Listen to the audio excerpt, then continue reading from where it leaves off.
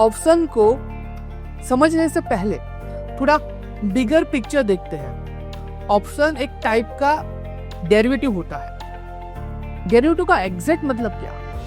कुछ ऐसा जिसका वैल्यू किसी और चीज पे डिपेंड करता हो, जैसे स्टॉक, इंडेक्स या गोल्ड, सिल्वर, क्रूड ऑयल।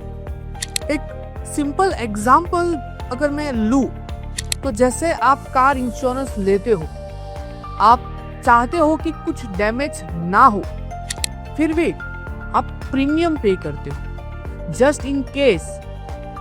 वही कंसेप्ट स्टॉक मार्केट में भी है।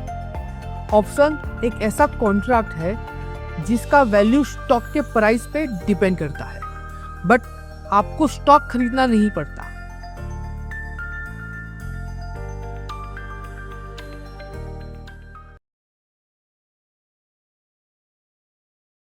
Investment in securities market are subject to market risk. Read all the related documents carefully before investing.